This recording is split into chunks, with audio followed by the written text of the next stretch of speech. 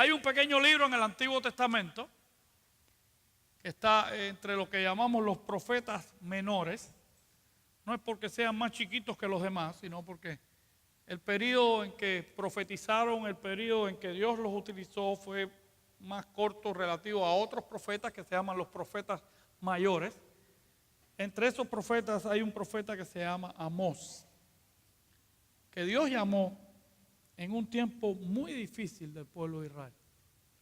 El pueblo de Israel estaba dividido en dos, habían dos tribus en la parte sur y estaban las tribus en la parte norte y la nación estaba dividida. Y usted puede leer el libro de Amós y se va a dar cuenta que la condición moral, espiritual, social del pueblo de Israel era muy triste, era muy fuerte.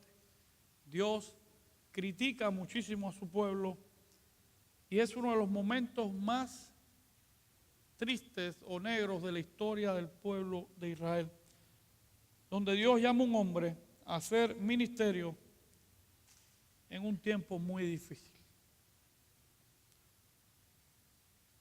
Dice ahí en Amós, capítulo 5, versículo 13, vivimos en tiempos tan corruptos, dice el profeta, que la gente prudente prefiere callar.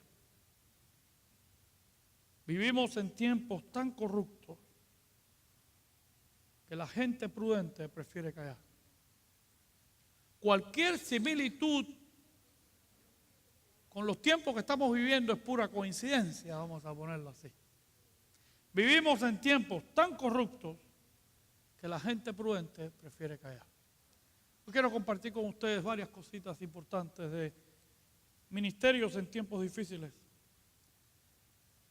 No hay ni una sola promesa en la palabra de Dios, no hay ni un solo versículo en la Biblia que Dios prometa que cuando usted reciba a Cristo como su Salvador, todas las cosas van a ser color de rosa. Y todo va a estar perfecto, y todo va a estar bien, y usted no va a tener problema ninguno, y usted no va a pasar por dificultades, o necesidades, o angustias, o dificultades. No hay ni un solo versículo en la Biblia que prometa eso. El versículo ese de pare de sufrir, eso no está en la Biblia. No tiene nada que ver con la Biblia. ¿Okay? La promesa de Dios es que Él estará con nosotros todos los días hasta el fin del mundo, no importa cuál sea la situación. La bendición es que tenemos la compañía, la presencia, la protección, la sabiduría de Dios disponible para nosotros en cualquiera de esas situaciones. Pero este mundo va a estar lleno siempre de situaciones difíciles. Pero qué bueno es saber que Dios primero nos prepara para los tiempos difíciles. Yo no sé si usted ha llegado a ese momento de su vida en que usted se da cuenta que Dios lo ha estado preparando a usted para enfrentar los momentos que está viviendo hoy. Yo no sé si usted ha pasado por esta experiencia, pero qué hermoso saber cuando usted se enfrenta a una situación, a un momento, a un instante, y usted sabe, y usted mira hacia atrás y usted se da cuenta que todo lo que Dios ha hecho en tu vida secular, en tu vida espiritual, en tu vida en general, es porque simplemente Dios te está preparando para este momento. En los momentos difíciles o en cualquier momento que usted está viviendo, usted tiene que recordar que Dios es soberano, que Dios está en control de todas las cosas y que Dios nos prepara para enfrentar, y Dios siempre nos está capacitando, dando para que enfrentemos cualquier tipo de situación. Ahí habla el profeta y dice, Amós le respondió a Masías, era uno de los reyes: yo no soy profeta, ni hijo de profeta. Soy boyero y recojo, era pastor de ovejas, y recojo higos silvestres, pero el Señor me quitó de andar tras el ganado.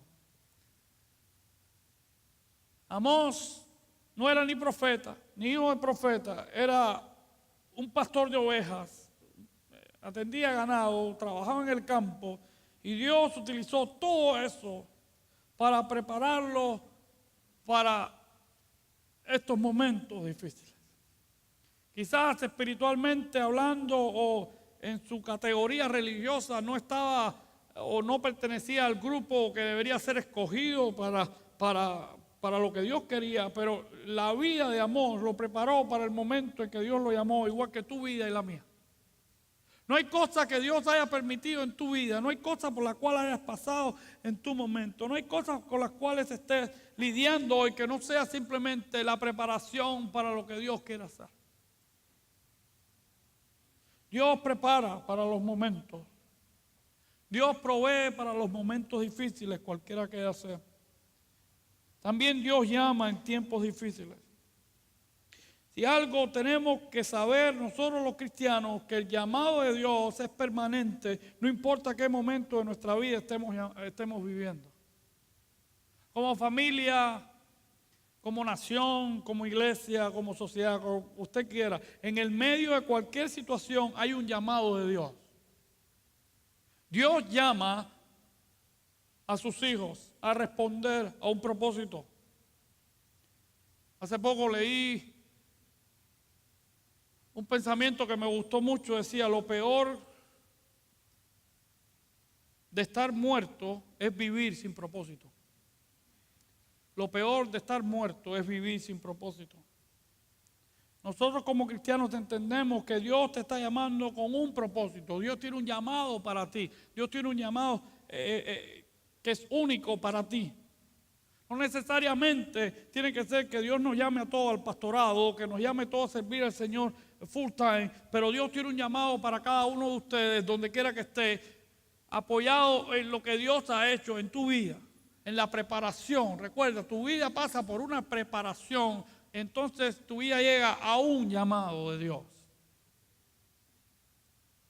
Yo estoy orando mucho porque Dios llame, porque Dios levante hombres y mujeres en esta congregación a trabajar full time para el reino de los cielos.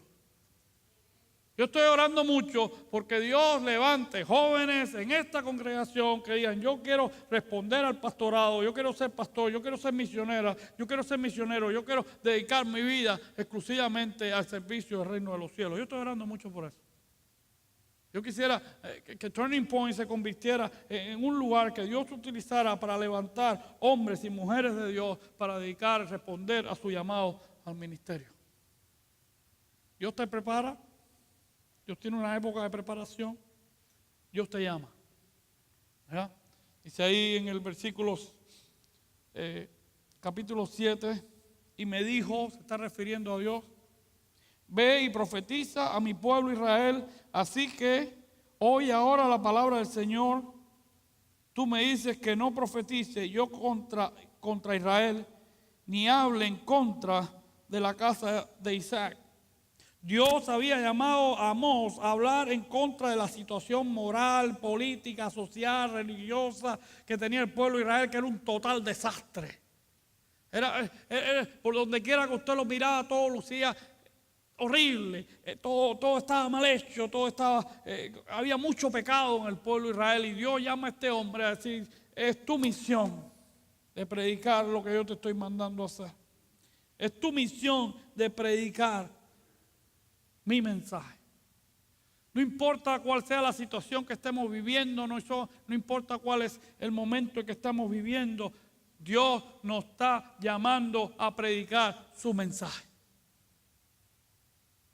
Yo conversaba los otros días con un grupo de pastores y yo les decía: permítame dar mi opinión. Mi opinión es: en los últimos 20 o 25 años, el mensaje que hemos predicado en nuestra nación es un mensaje tan flaco, es un mensaje tan light. Dios te ama, Dios tiene misericordia de ti, Dios te quiere mucho, Dios quiere lo mejor para ti, Dios quiere que tú vengas como estás. Dios quiere, sí, todo eso es cierto, todo eso es verdad en su contexto. Pero déjame decirte algo: el mensaje del evangelio es: tú tienes que venir a morir en la cruz. La Biblia dice que si la semilla no muere, no florece. Déjame decirte que si tú no vienes y entregas todo a Cristo, si tú no lo entregas todo en la cruz, si no hay un verdadero arrepentimiento, si no hay una verdadera entrega, si no hay un verdadero cambio, no hay salvación. Eso es evangelio. Y necesitamos como iglesia, como nación, levantarnos y predicar el evangelio de Dios, el llamado de Dios. No podemos seguir con los trapitos húmedos para que la gente no se ofenda y para que la gente no se vaya. Mire, hermanos, hubo mucha gente que se ofendió con el mensaje de Cristo. La última vez que chequeé, todos están en el infierno. Lamentablemente. Pero Cristo no cambió el mensaje. Lo mismo pasó con Pablo, con Pedro, con Juan, con todos ellos. Cuando predicaron el evangelio hubo gente que recibió, hubo gente que rechazó. Pero no por eso cambiaron el evangelio en la predicación. La iglesia tiene que estar segura, tenemos que estar conscientes que Dios nos ha mandado a predicar el evangelio. No otra cosa. Y debemos hacerlo por una razón muy importante. Hay mucha necesidad de Dios en los tiempos difíciles. Hay mucha necesidad de Dios. Dice ahí el versículo 11 del capítulo 8, miren días en que habrá en la tierra una gran hambre, pero no de pan ni de agua, sino hambre de oír mi palabra.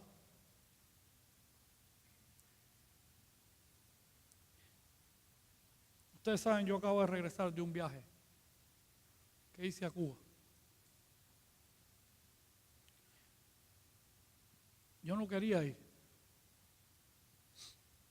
Y lo confesé esto el viernes cuando regresé. Yo no quería ir. Yo no quería ir porque yo odio el sistema. Porque yo odio lo que le hicieron a mi gente. Y lo odio con todo mi corazón. Con toda mi alma. Con todo lo que tengo adentro. Yo odio lo que han hecho con el país, con la gente. Yo odio lo que hicieron con la iglesia.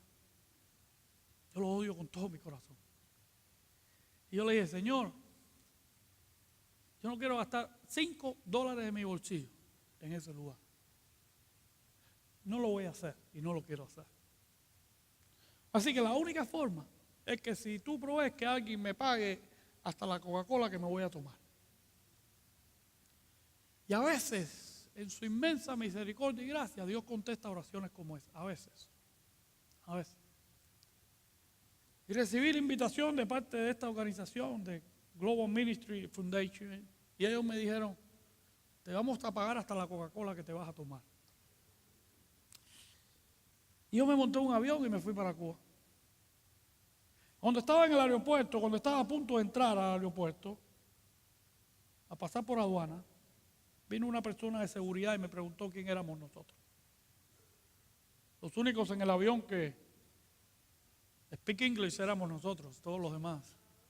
Entonces vinieron y me preguntaron, ¿ustedes qué hacen aquí? Y yo vine a ver un amigo. ¿Por qué tiempo van a estar aquí? Cuando me hizo la tercera pregunta, le dije, ¿usted tiene algún problema que yo esté aquí? Me dijo, no. Le digo, porque el mismo avión que está ahí, en ese mismo que está parqueado ahí mismo, me monto y me voy.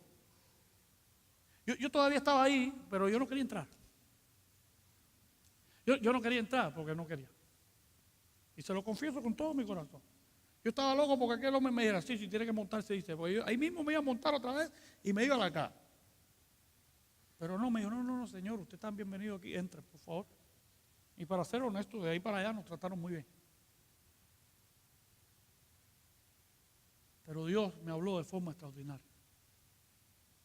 Y Dios me dijo, yo mandé a mi hijo a morir en uno de los sistemas políticos más corruptos que ha existido en la faz de la tierra. ¿Quién eres tú para decirme que no me puedo manifestar aquí? Hermano, lo que he visto en esta semana, simplemente me ha puesto de rodillas a pedirle perdón a Dios. Porque el poder del evangelio, el poder de su llamado, el poder que tenemos en la mano para compartir y predicar, no lo puede detener nadie en este mundo. Nadie. Tuve la oportunidad de compartir con una iglesia que cuando yo abandoné el país hace 25 años tenían 250 miembros, hoy tienen 4,000. Pude ir a un seminario donde cuando yo me fui habían 8 estudiantes, hoy hay 600. En cada barrio están construyendo una iglesia. Y estuve allí y no me lo contaron. Tengo fotos para probarlo. Y mi pregunta a todos aquellos pastores que el salario que tienen los que reciben salario son $30 al mes para sostener a su familia, en un lugar donde una libra de carne cuesta 9, yo no sé cómo lo hacen. Yo le dije, ¿cómo están haciendo esto? ¿Cómo pueden construir templos si no se los permiten? ¿Cómo pueden formar iglesias si supuestamente el gobierno no lo permite? Y la respuesta es sencilla. Dios nos ha llamado a hacerlo y Dios tiene más autoridad que ellos. Así. Y los vi, templos de construcción construidos ahí, gente reuniéndose, sirviendo a la comunidad. El avivamiento que hay en ese lugar es extraordinario. La gente se convierte por cientos, se bautiza por cientos y se compromete al trabajo de la obra de Dios por cientos. Creo que están viviendo un avivamiento. Cuando me monté para regresar, le dije a uno de los pastores que estaba ahí, tú no sabes cuánto te envidio. Tú no sabes cuánto te envidio. Y no quizás porque pasas trabajo para darle comida a tus hijos o porque estás viviendo en una casa que no es esto, sino porque estás viviendo un avivamiento. Porque la gente donde yo vivo se creen que no están viviendo tiempos difíciles. Porque donde yo vivo, la gente aquí se cree que lo tiene todo. Y no sabe que somos tan miserables y somos tan pobres como muchos en este planeta. Quizás tenemos comida para comer y aire acondicionado y tenemos autos para movernos y tenemos ropa para ponernos, pero la pasión de Cristo Jesús de compartir con quien sea el evangelio, esa no la tenemos. No tenemos el anhelo de, no importa el tiempo que estemos viviendo, responder al llamado precioso de Dios y decirle a Dios, voy a responder a lo que sea y voy a sacrificar y me voy a entregar y voy a hacer a lo que sea. Pero no tenemos excusas porque ir a un grupo familiar 1 hora a la semana es muy complicado porque esa gente el aire acondicionado lo pone muy frío. No vi personas que han vendido sus muebles para que quepa más gente en su casa para tener sus grupos toda la semana. Y reunidos así en un cuadrado, 15, 20 personas alrededor de un televisor de este tamaño para poder ver y hacer la campaña que hicimos hace poco aquí de transformación. Ellos no son pobres. Nosotros somos pobres. Ellos no tienen escasez, nosotros tenemos escasez. Yo quisiera que me escaseara lo que les escasea a ellos. Pero le digo con toda responsabilidad, y estoy hablando de ellos, estoy hablando de Guatemala, estoy hablando de otros muchos países. Y Dios sabe que en los últimos 25 años he gastado muchas de mis energías y muchas de mis pasiones en hacer misiones, porque no es acerca de un país o de una sociedad, es acerca del reino de los cielos. No es acerca de un pueblo o de una. No, yo he estado en lugares mucho más pobres de los que estuve en esta semana. No es acerca de pobreza, es acerca del reino de los cielos. Es acerca de que la iglesia tiene que levantarse y responder al llamado de Dios. Es acerca de que la iglesia tiene que responder y decirle, Señor, estamos dispuestos a pagar el precio que sea necesario. Y hay un precio siempre que hay que pagar, no importa dónde estemos. Yo no soy de los que creo que porque usted es pobre tiene que ser más espiritual porque usted no lo es. Yo no soy de los que creo que simplemente porque está pasando por necesidad inmensa, entonces vas a ser más espirituales de lo que tienes. No hay ningún pasaje en la Biblia donde dice que tener riquezas es malo. El problema es cuando no hacemos el sacrificio necesario, el compromiso necesario para responder al llamado de Dios en donde estamos. Y eso es lo que tenemos que hacer como iglesia. Tenemos que, en primer lugar, darnos cuenta de la miseria que estamos viviendo. Es que estamos perdiendo a nuestros jóvenes, a nuestra generación, estamos perdiendo una sociedad. Tenemos que darnos cuenta de la emergencia que tenemos. Tenemos que darnos cuenta de que esto no es un juego, que esto no es algo que voy todos los domingos ahí, vamos a ver qué es lo que me van a decir este domingo para ver, y ahí me levanto y me voy y ya más nada. No, esto no es un juego. Esto tiene que ver con el reino de los cielos, esto tiene que ver con la vida eterna, esto tiene que ver con que si no reciben a Cristo van a estar en el infierno para siempre. Eso tiene que ver con eso. A la iglesia ahí le han abierto las puertas. No completamente, ¿eh? Le han abierto una pequeña rendija. Pero no hay forma de que usted le abra la rendija al poder del Evangelio sin que se cuele y haga grandes cosas. Aquí quizás tenemos las puertas abiertas o la empezaron a cerrar. Quizás las puertas están todavía más abiertas que en otros lugares. Pero la necesidad que tenemos, si el pueblo de Dios no se levanta con la urgencia en el corazón a responder al llamado de Dios, mi querido hermano, y no somos capaces de decir, Señor, tú nos has preparado hasta aquí, tú nos has dado, tú has provisto hasta aquí, para que podamos levantarnos y responder al llamado de Dios. Hay gente que le va a gustar, hay gente que no. Qué hermoso es estar ahí y predicarle el Evangelio a 10 personas y que de los 10, 8 reciban a Cristo y 6 se bauticen. Es una gran bendición. Es una gran bendición. Es tremendo, es un gozo, es algo que usted experimenta, que usted dice, wow, ojalá tuviera esto en Miami. Ojalá pudiera poderles convencer, poderles entregar. Pero como decía el pastor Richard, y su esposa Ginger, que fue con nosotros, me decía, no hay forma de entender esto si no vengo aquí. No importa lo que me hubieras contado, no importa lo que me hubieras dicho, no lo puedo entender si no estoy aquí. Y no quiere decir que cada uno de nosotros tiene que ir ahí. No sabemos qué vamos a hacer como iglesia. Me refiero a eso. Estamos orando para que Dios muestre lo que necesitamos hacer. Pero le digo con todo mi corazón, con todo mi corazón. Yo sé que tenemos lo que a ellos les falta. Pero les puedo asegurar con todo el corazón, a ellos les sobra lo que a nosotros nos falta. Les sobra. Les sobra. Yo no sé por qué, y le estoy hablando esto y les pido 1000 disculpas. 1000 disculpas con todo mi corazón a los que no han nacido en ese lugar. Y les pido permiso para tomar un espacio en este momento. Pero yo no sé por qué. Hay muchos cubanos que llegan a esta ciudad y simplemente se enfrían espiritualmente y no hacen absolutamente nada por glorificar el nombre de Dios. No sé por qué. No sé por qué.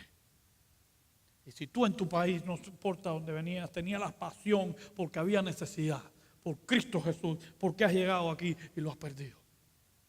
¿Por qué? ¿Por qué no podemos tener esa misma pasión por el Rey de Reyes y Señor de Señores? Porque no entendemos que somos miserables. Porque no entendemos que estamos en una situación crítica. Porque no entendemos que necesitamos desesperadamente el poder del reino de los cielos. Porque simplemente nos hemos involucrado en muchas cosas y nuestra mente está llena de muchas cosas que nos impide tener la capacidad de ver la necesidad que nos rodea.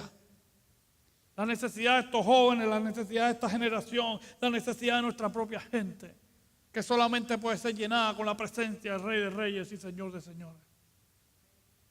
No sé qué vamos a hacer.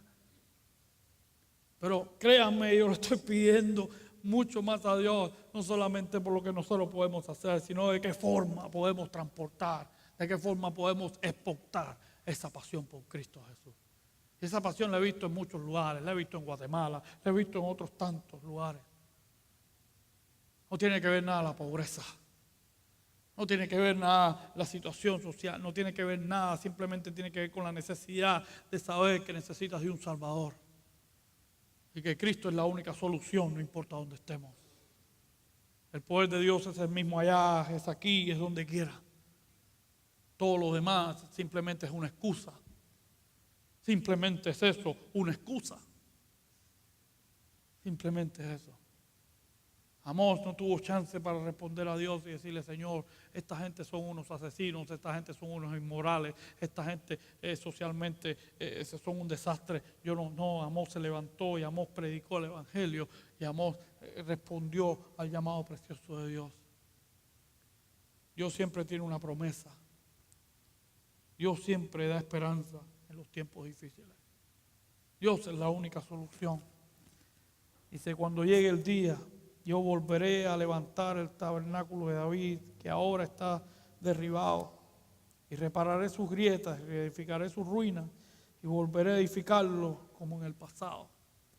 Dice después el versículo 14 y 15: haré volver de cautiverio a mi pueblo Israel, y ellos reconstruirán las ciudades destruidas y volverán a habitarlas. Plantarán viñas y de ellas beberán el vino, y plantarán huertos y de ellos comerán su fruto. Yo los plantaré sobre su tierra y nunca más volverán a ser arrastrados de ella, pues yo se la di en posesión.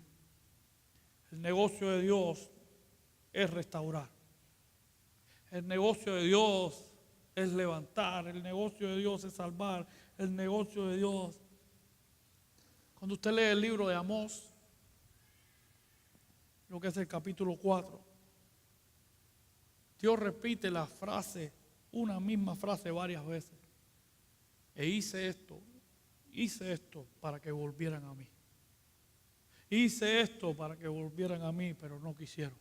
Hice esto para que volvieran, y va narrando cómo había intentado de diferentes maneras hacer reaccionar a su pueblo, hacer que su pueblo reacciona. Dios trata de que su pueblo reaccione con una simple esperanza, que regresen a mí. El pueblo de Israel no reaccionó y Dios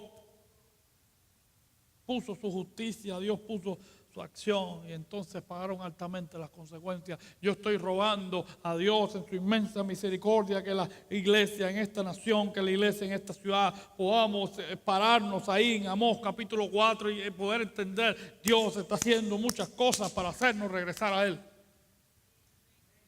Dios quiera que podamos reaccionar a esa disciplina que es parte de la misericordia y la gracia de Dios. Es para decirte: Dios te ama, Dios tiene algo extraordinario. Dios quiere restaurar a su pueblo, Dios quiere restaurar a su iglesia, Dios quiere restaurar a cualquier nación, sea aquí, allá, donde sea que sea. Pero qué hermoso es ver que no importa cuál sea el poder de un gobierno o desgobierno, como usted quiera llamar, nada de eso puede con los planes de Dios. Dios tiene una preparación. Dios tiene un llamado. Dios tiene un mensaje que nadie puede detener. La pregunta es: ¿quieres tú responder al llamado de Dios? Muchos de los hombres y mujeres que conocí en esta semana han renunciado prácticamente a todo por responder al llamado de Dios. Tú y yo tenemos una gran bendición. Quizás no tenemos que responder en ese extremo. Hay otras cosas que tenemos que rechazar. Hay otras cosas que tenemos que entregar. Hay otras cosas que tenemos que dejar al lado. Una de las cosas que conversábamos ahí era que no importa dónde estés, no importa en qué lugar estás. Cuando Dios te llama, siempre tienes que tomar una decisión. Siempre tienes que decidir, siempre tienes que decir: tengo que abandonar esto, tengo que dejar aquello para decidirme por lo que Dios te está haciendo. No importa en la sociedad donde estás viviendo. Pero depende de la urgencia que sientes en tu corazón por responder al llamado de Dios, por la necesidad que tú estás viendo. Va a ser lo que vas a estar dispuesto a renunciar. Yo quiero orar por ti en esta mañana. Yo quiero preguntarte en esta mañana: ¿a qué te está llamando Dios en esta mañana? ¿Cuál es la situación que hay alrededor tuyo? ¿Qué ¿Qué situación eres capaz de ver? Yo creo que estamos tan miserables como esos gigantescos huecos que hay en las calles de La Habana. Yo creo que estamos tan en ruina como muchos de los edificios en esa ciudad. Yo creo que estamos tan miserables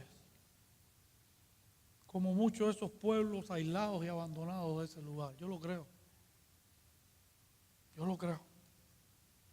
Punto de vista espiritual, sí. Punto de vista en el hogar, sí. El punto de vista en matrimonio, sí. El punto de vista de fidelidad, de santidad de Dios, sí. Yo lo veo así. Quizás tenemos comida para comer, casas donde vivir, dinero para gastar, pero espiritualmente estamos miserables. Y Dios está llamando a su iglesia a predicar el precioso mensaje del Evangelio de Cristo Jesús en este lugar. Yo no sé lo que Dios te está pidiendo que hagas. Yo no sé. Honestamente te digo con todo mi corazón, en esta semana Dios me ha dado mucho por la cabeza esta semana. Mucho. Aterricé el viernes y fui directo a mi grupo familiar. Y cuando me senté en mi grupo familiar empezó el viernes un estudio acerca de Jonás, del pastor que no quería ir a predicar a donde Dios quería mandarlo. Así que agarra más todavía. De cómo no quería ir a Nínive porque odiaba a los que estaban en Nínive, si no quería porque estaban haciendo mal. Allá va Dios. Porque Dios hace muchísimas cosas, como dice el libro de Amós, para que regresaran a mí. Dios hace muchas cosas para que logremos ver la forma que Él quiere que miremos. Yo quiero hacerte una pregunta en esta mañana. Dios te ha preparado. Dios ha tenido un tiempo de preparación. Dios te está preparando. Dios te está llamando.